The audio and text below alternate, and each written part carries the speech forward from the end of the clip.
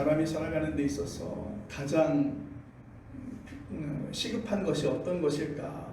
여러 가지 우리 주변에 먹고 입고 자는 것 외에도 여러 가지가 많이 있을 거라고 생각이 되어지는데요. 우리는 이 모든 것들을 의식주라고 그렇게 이야기합니다.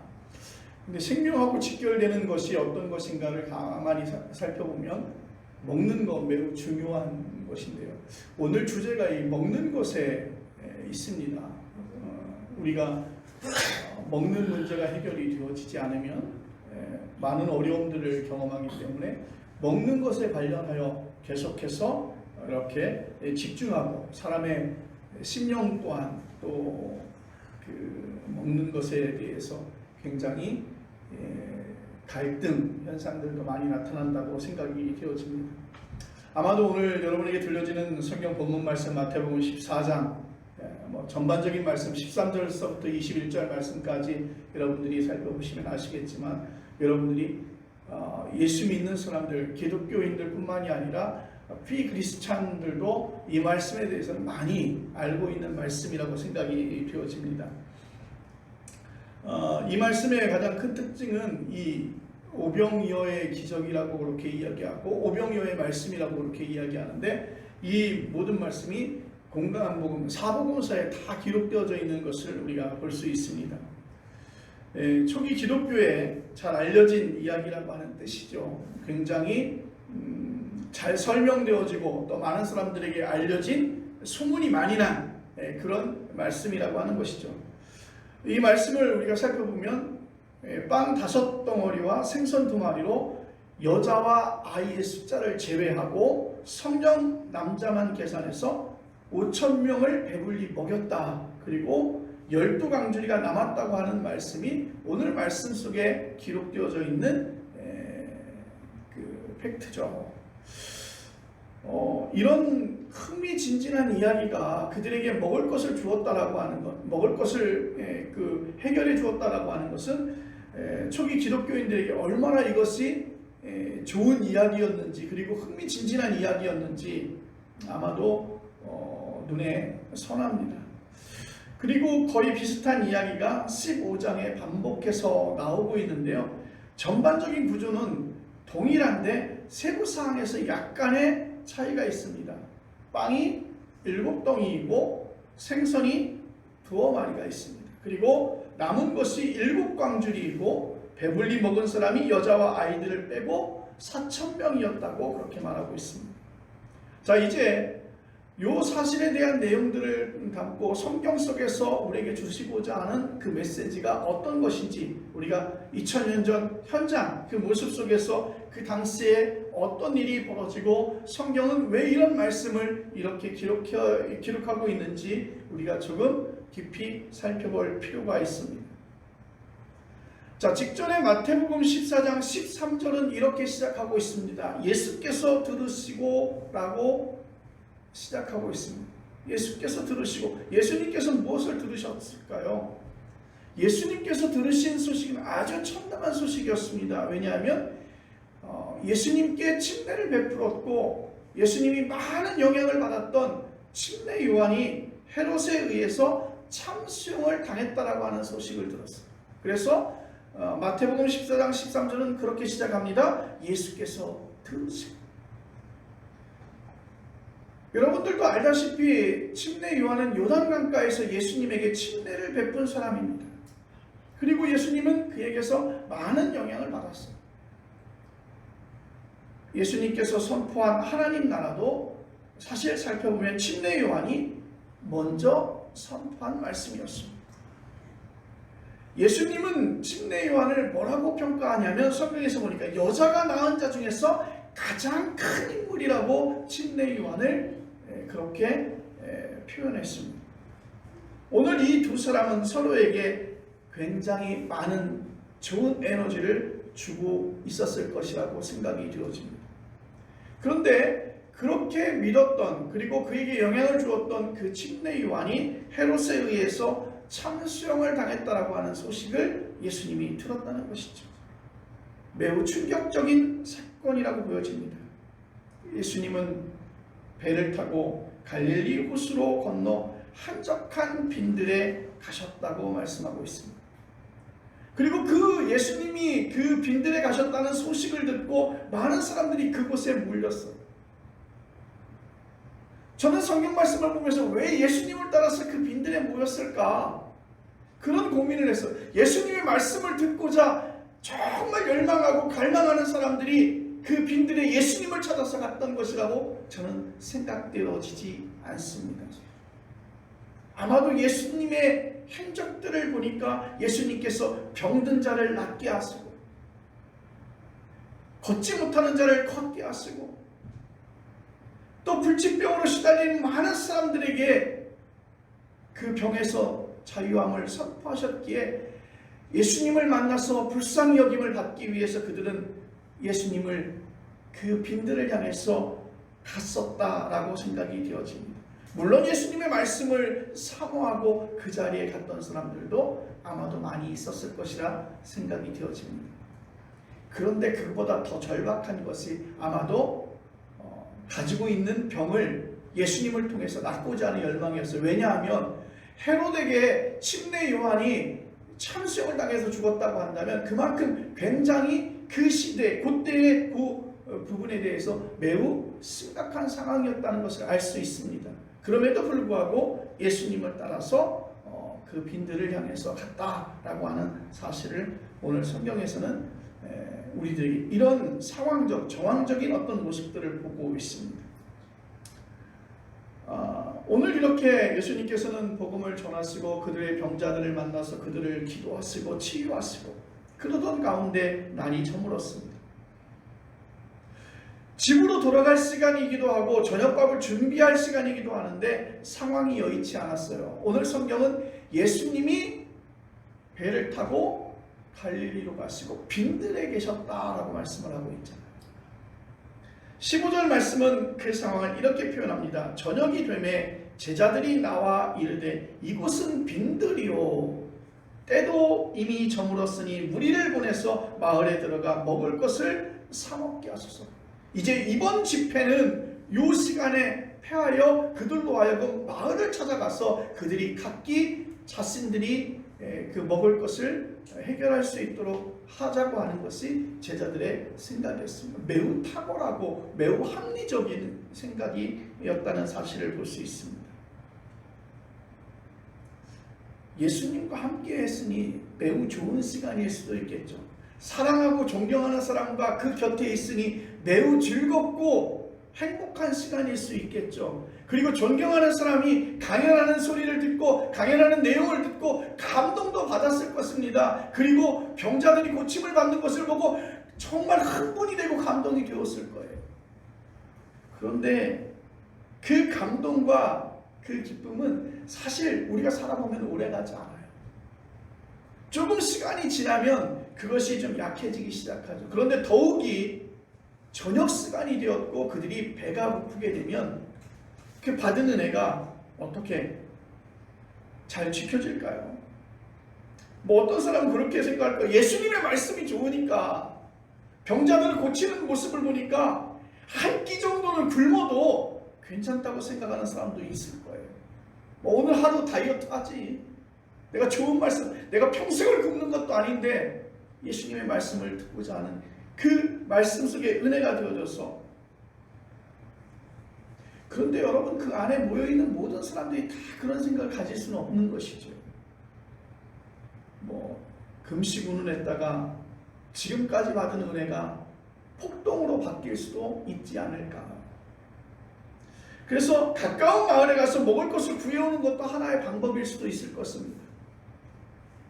그런데 가만히 성경을 살펴보면 5,000명이 모였다고 하는데 그 5,000명이요 실제 성년, 장정들만의 숫자를 센 거예요. 아이들의 숫자도 빼고요, 여인의 숫자도 빼고요, 장정의 숫자들만 센 거예요. 실제적으로 보면 그 인원이 얼마나 많은지 알 수 없습니다. 세 번째 방법을 제자들이 예수님께 이렇게 제시합니다. 사람들을 해산시키자는 거예요. 사람들을 이제 해산시키자는 거예요. 각자 집으로 가든지 아니면 마을로 들어가서 각자 끼니를 해결하게 하는 겁니다. 가장 현실적인 제안이고 현실적인 방법이고 합리적인 생각이었습니다. 예수님도 제자들의 제안에 동의할 것으로 예상이 되었는데 예수님은 전혀 예상하지 못한 말씀을 제자들에게 하십니다. 사람들을 마을에 들어가게 할 것 없이 니들이 직접 먹을 것을 주라는 거예요.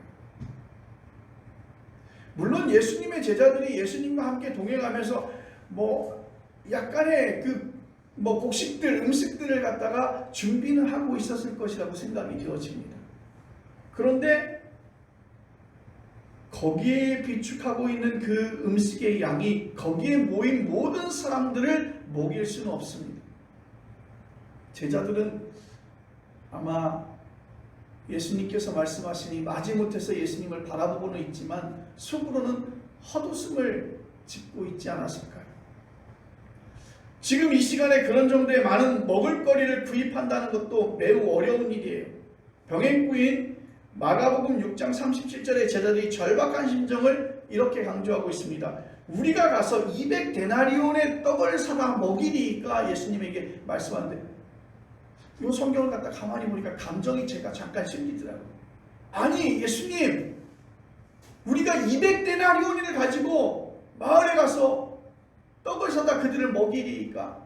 이 말씀을 가만히 생각해 보니까요, 아마 좋게 이야기하지 않았어요. 예수님, 우리가 200데나리온의 돈을 가지고 가서 떡을 사다 이들을 먹이면 좋겠습니까? 라고 한 것은 아닐 것 같다는 생각이 들어요.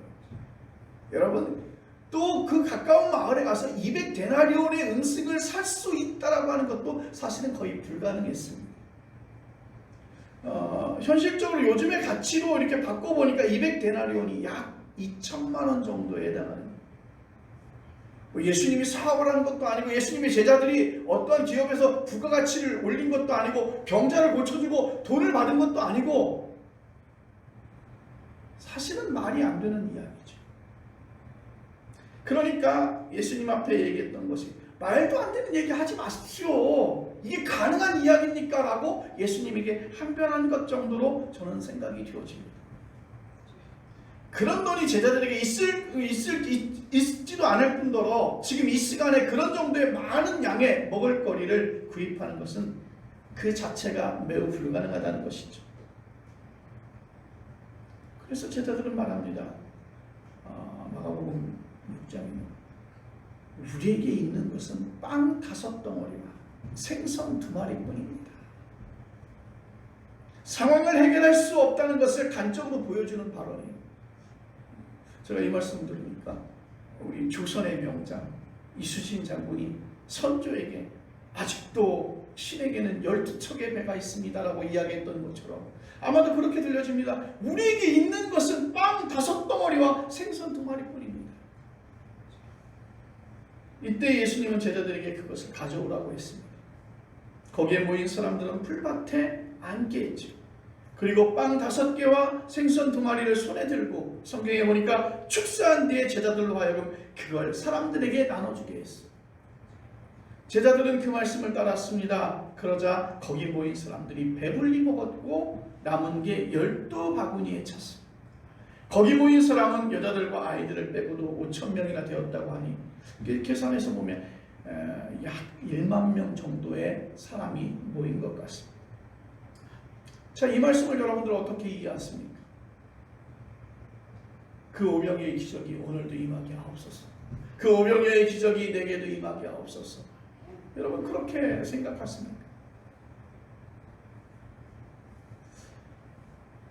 이게 가능한 일일까? 많은 사람들이 물리적으로 이해하기 어려운 일들일 것입니다. 당연한 의심이지요. 대부분의 기독교인들은 이것에 대한 이야기를 어린 시절부터 들어왔기 때문에 아주 여과 없이 이 오병이어의 사건들을 받아들였을 것입니다. 성경 말씀에 분명히 기록되어 있고 그걸 믿지 못하겠다고 대놓고 말하기도 매우 어려운 상황일 것이라고 생각이 되어집니다. 우리는 성경을 봅니다. 사복음서에서 예수님이 공생의 기간 동안에 장애인을 고치거나 심지어 죽었던 사람을 살리기도 했고 물로 포도주를 만들기도 했습니다.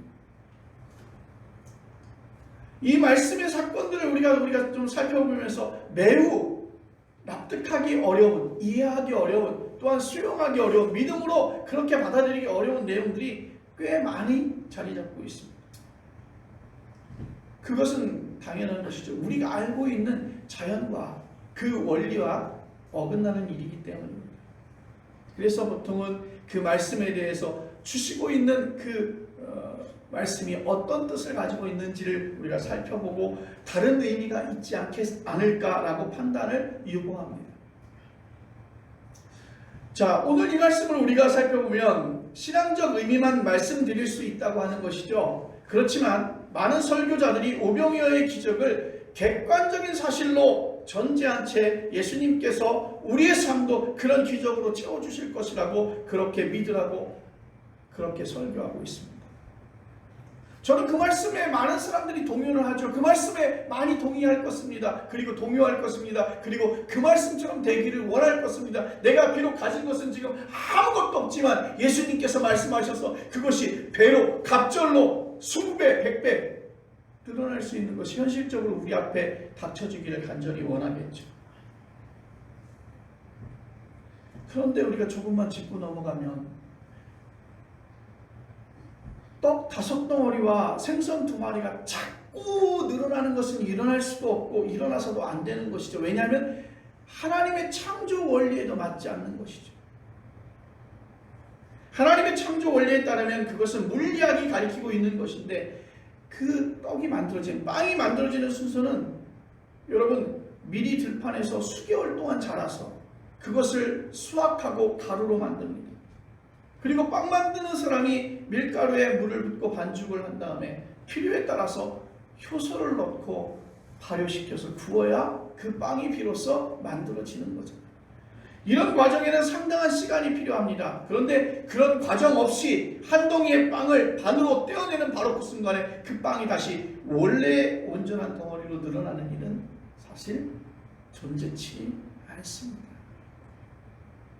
우리 그런 모습들을 보죠. 마술이라고 하는데, 마술이라고. 정말 빵을 쪼개는 순간에, 빵을 쪼개서 나눠준 순간에 이 빵이 다시 부풀어 올라서 한 개의 빵으로 되는 현상, 우리 그걸 마술이라고 그렇게 얘기합니다. 그런데 마술은요, 사람들의 눈속임이잖아요. 사람들의 눈속임이에요. 그 빵이 정말 갈라져서 온전한 모습으로 변화되는 것이 아니라 온전한 빵의 모습이 다른 것에 하나가 존재하고 있는 것을 보여주는 그 찰나의 눈속임이잖아요.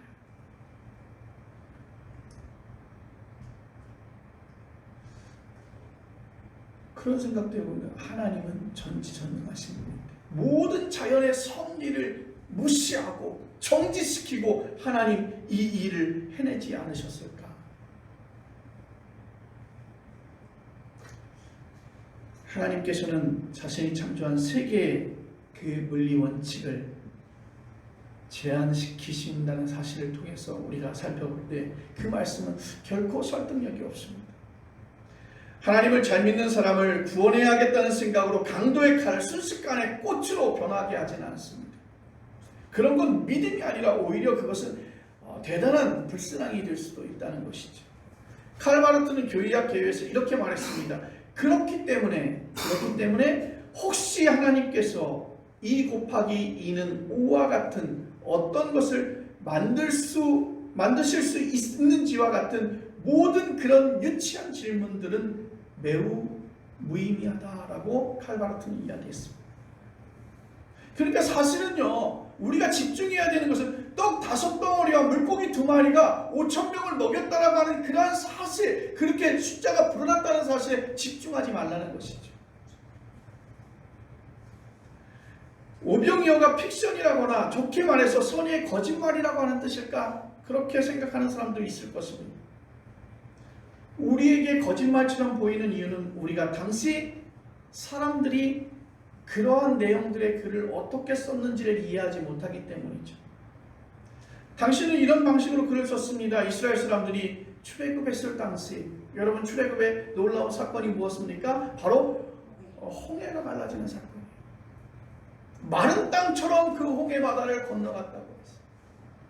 심지어 엘리야는 죽지 않고 불수레를 타고 하늘로 올라갔다고 그렇게 성경은 표현하고 있습니다. 고대인들에게 정성스러운 첨단 과학이었습니다. 이런 것들이 고대에는 매우 자연스러운 표현이었다는 것이죠. 저는 오병이어의 사건도 이와 같이 이해되어야 할 것이라고 생각이 되어집니다. 그 이야기에 그들의 신앙적인 진정성이 담겨있다라고 하는 것이죠. 빵이 몇 개로 늘어나는 것이 중요한 것이 아니라, 물고기가 몇 개로 늘어나는 것이 중요한 것이 아니라, 거기에 신앙적인 고백과 신앙적인 진정성이 그 안에 담겨있다는 사실, 우리는 그 말씀에 집중해야 된다는 것이죠.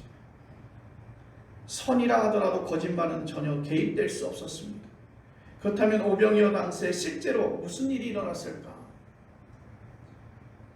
그 말씀을 정확히 아는 사람은 없지만 몇 가지 추정하는 이야기의 신학적인 논리들이 있죠. 그 첫 번째는 빵과 생선이 마술처럼 늘어나는 게 아니라 거기 있는 모인 사람들이 각기 자기가 준비해 놓은 것을 내려놓고 함께 먹은 것이라는 해석이 가능하다는 것이죠.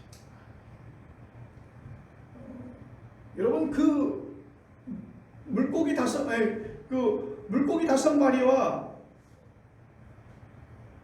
물고기 2마리와 그 떡 5덩어리가 어디서 갑자기 생겼을까요? 제자들이 그걸 가지고 있었던 것은 아니죠. 우리가 요한복음 6장 9절에 보면 자발적으로 그 빵과 물고기를 갖다 내놓은 당사자가 있습니다. 그 당사자가 뭐냐면 어린 소녀였습니다. 여러분, 어른들은 생각했을 거예요. 제자들과 생각이 똑같았을 거예요. 내가 가지고 있는 이것을 내놓는다고 해도 이 많은 사람들이 저녁으로 먹을 수 있는 그러한 양이 될 수 없다라고 판단했을 거예요. 말도 안 되는 얘기라고 생각했어요. 그래서 내놓지 않았을 거예요. 그런데 그 어린 소녀는 자신이 가지고 있었던, 도시락으로 가지고 싸웠던 것들을 제자들에게 주었다는 것이죠. 자기 먹을거리를 내어놓은 어린아이의 행동에 많은 사람들이 감동을 받았을 것이라 생각이 되어집니다. 굉장히 설득력 있는 말씀이죠. 이와 비슷한 일들이 일상에서도 자주 일어나지 않습니까? 어떤 이들의 희생적인 행동을 보면서 그 선의의 행동들이 전염되는 게 사람의 일반적인 심리라는 것이죠.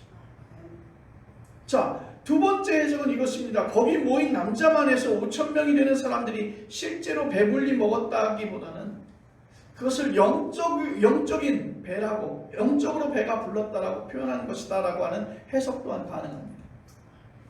아무리 먹어도 허기를 느끼는 경우가 있고 배가 고파도 포만감을 느끼는 경우가 있습니다. 우리 그러지 않습니까? 부모님이 자녀가 먹는 것을 보면 당신이 먹지 않아도 내 배가 부른 것 같다라고 표현하지 않습니까? 정말 배가 불러오는 것 같이 느껴지지 않습니까? 이스라엘 백성이 출애굽 이후 광야에서 40년을 지내면서 먹을 것은 만나와 메추라기였는데, 여러분, 우리는 그것을 그렇게 얘기합니다. 우리 하나님께서 우리를 돌보시면서 만나와 메추라기로. 여러분, 아무리 좋은 음식도요, 생각해보세요. 아무리 좋은 음식도요, 한두 번이지 그 음식이 계속 주어진다고 한다면 그것을 축복이라고 생각하는 사람들이 없을 수도 있습니다. 그런 먹을거리는 별로 만족스러운 게 아니에요. 그냥 생명을 부지하는 거예요. 그냥 목숨을 이어가는 거예요. 연명하는 거예요. 내 위장에 무엇인가를 채워서 내가 시간을 연명하는 거예요. 메추라기와 만나를 정말 최고의 음식으로 먹고 그들이 만족한 것은 아니라는 것이죠. 굶어 죽지 않는 수준이에요. 안 죽으려고 하니까 먹는 수준 아니겠습니까? 그런데도 이스라엘 백성들은 하나님이 광야에서 내려주신 그 만나와 메추라기를 가장 큰 은총으로 여기지 않았습니다. 그런 것을 바라보면 오늘 이 성경 속에서 오병이어의 기적은 아주 작은 것이지만 그들이 영적으로 배부른 것에 대하여 표현하지 않았을까? 그리고 마지막 세 번째는 오병이어의 이야기는 초기 기독교의 성찬 예식을 상징하는 것이라고 하는 해석도 가능합니다. 기독교 성찬 예식의 원조인 예수님의 6월절 만찬 의식은 마태복음 26장 17절로 29절에 나오고 있습니다. 26절 말씀을 보면 그들이 먹을 때 예수께서 떡을 가지사 축복하시고 떼어 제자들에게 주시며 이르시되 받아서 먹으라, 이것은 내 몸이니라 하시고. 오늘 본문인 마태복음 14장 19절에 행하신 의식과 매우 흡사하지 않습니까? 요한복음은 오병이어의 이야기를 전한 뒤에 예수님의 말씀을 이렇게 전합니다. 나는 생명의 떡이니 내게 오는 자는 결코 줄이지 아니할 터이요 나를 믿는 자는 영원히 목마르지 아니하리라. 아멘. 오늘 우리의 성찬식에서도 빵과 포도주를 예수님의 몸과 살이라고 믿는 것과 같다는 것이죠. 자, 이렇게 세 가지 해석보다는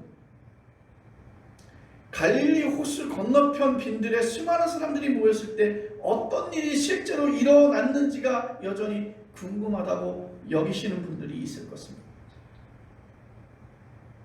그것을 최종적으로 아는 사람들은 없습니다. 다만 그 이야기를 통해서 마태복음은 오늘 우리들에게 무엇을 말하고 싶었을까? 여러분 여기에 집중하시기 바랍니다.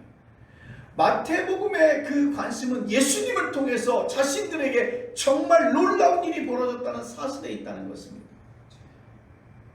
사람들이 예상할 수 없는 크고 놀라운 일이 오늘 이 빈들에서 일어났다는 것이죠. 그 말씀에 집중하고 있는 것입니다. 예수님을 통해서 그들은 세상에서 맛볼 수 없는 생명을 경험하는 것입니다. 그래서 날이 저물고 배가 고프고 빈들과 같은 세상을 살아가지만 모두 우리는 배부르다 외칠 수 있다는 것입니다.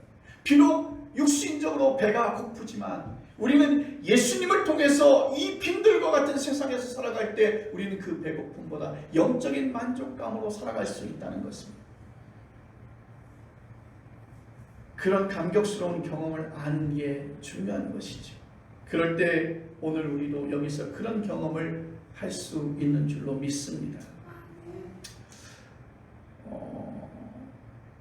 평소에 매우 눈에 띄는 말씀이고요. 이 말씀이 많은 설교로 또한 전해지는데 오늘 그 본문으로 저도 수없이 설교했지만 조금 새롭게 이 본문의 말씀이 와닿는 거예요. 이 오병이어가 실제 초기 기독교인들을 가리킬 수 있다는 그러한 사실을 보게 됩니다. 오병이어는 매우 하찮은 먹을거리였어요. 그러니까 이게 뭐냐면 정제되어서 이렇게 준비되어서 예비되어서 이렇게 누굴 대접하기 위해서 만든 음식이 아니라 그냥 쉽게 표현하면 밥 싸고 김치 좀 싸고 단무지 좀 싸가지고 도시락을 싼 거예요. 이거는 그냥 최고의 음식을 먹겠다라고 하는 것이 아니라 끼니를 거르지 않겠다라고 하는 의지잖아요. 그래서 이 떡 5덩어리와 물고기 2마리는 실제적으로 굉장히 하찮은, 그러니까 아주 일반적이고 하찮은 그러한 먹을거리였어요. 그래서 초기 기독교인들도 세상의 권력과는 거리가 먼, 그래서 정말 떡 5덩어리와 물고기 2마리와 같은 아주 그냥 평범하고 아주 하찮은 그러한 위치에 있는 사람들이었다라는 생각이 듭니다. 예수님의 제자들 구성원들을 보면 어부와 세리, 그 외의 추종자들도 내세울 게 별로 없는 사람들이었죠. 예수의 손에 들려오지자 그 오병이어가 놀라운 일이 일어난 것처럼 초기 기독교인들도 예수님의 제자가 되자 놀라운 일들이 일어난 줄로 믿으시길 바랍니다. 예수님을 통해서 무엇이 생명인지를 정확하게 인식하게 되었다는 것이죠. 그래서 많은 사람들이 이제 예수님의 제자가 되었습니다. 십자가에 달리신 예수를 믿는 사람들이 그 짧은 시간에 크게 늘어날 것이라는 사실은 아무도 예상하지 못했습니다. 그런데 그런 일이 실제로 일어났습니다. 이것이야말로 오병이어가 말하고 있는 참된 기적이 아닐까 생각이 되어집니다. 빵 5덩어리와 생선 2마리 만들고 어찌할 바를 모르는 사람과 같습니다. 우리의 현재 상황이 이처럼 초라한 먹을거리에 불과할지 모르지만 예수님께서 말씀하시고 예수님께서 우리와 함께 하시면 여기에는 무한한 가능성이 숨어 있는 줄로 믿으시기를 바랍니다. 세상에 그 누구도 나를 부르지 아니하고 세상에 그 어떤 사람들도 나를 인정하지 않지만 예수님께서 내게 이렇게 말씀하시면 우리는 우리 안에 있는 무한한 그 가능성, 정말 놀랍게 발휘될 줄로 믿으시기를 바랍니다. 매일매일의 삶이 초라한 것처럼 보여도 거기에는 하나님의 나라가 숨겨져 있다는 사실들을 기억하시길 바랍니다. 소박하고 초라한 먹을거리가 수많은 사람들을 배불리게 할 수 있다는 사실에 대한 영적인 상상력이 오늘 이 시간 우리들에게 필요한 것입니다. 정부는 부동산 투기와 소득 불균형을 극복하기 위해서 여러 정책을 펼치고 노력하고 있습니다. 어떤 사람이 1년 만에 아파트 투기로 다른 사람의 연봉에 해당되는 소득을 올렸다고 생각해 보십시오. 이건 하나님이 원하시는 정의로운 세상은 아닐 것이라고 생각이 되어집니다. 이런 방식으로 세상이 돌아가면 결국에는 빈부격차로 심화될 수밖에 없습니다. 모두가 배부른 세상은 점점 요원해지죠. 남북관계도 마찬가지일 것입니다. 함께 배부를 수 있는 길에 대한 상상력이 우리에게는 필요한 줄로 믿습니다. 사랑하는 귀한 성도 여러분, 오병이어는 마술이 아닙니다. 창조 원리인 물리 원칙까지 허무는 하나님의 돌발적인 그 개입도 아닐 것입니다. 전적으로 새로운 삶으로의 변혁을 꿈꾸는 사람들이 거룩한 상상력이라고 하는 사실을 여러분 기억하시길 바랍니다. 이런 사람들에 의해서 하나님이 창조한 세상은 새로워질 것이며 하나님 나라에 가까워질 것입니다. 이러한 거룩한 상상력을 가지고 있는 그러한 사람들을 통해서 예수 그리스도의 십자가의 보혈에 그 놀라운 사건들의 증인으로 세워질 것입니다. 여러분 개인의 삶과 교회에서, 세상에서, 또 오병이어의 놀라운 능력이 현실적으로 이루어질 수 있기를, 또 하나님이 여러분을 통해서 그런 놀라운 일들을 행할 수 있기를 주님의 이름으로 간절히 부탁합니다. 기도하겠습니다.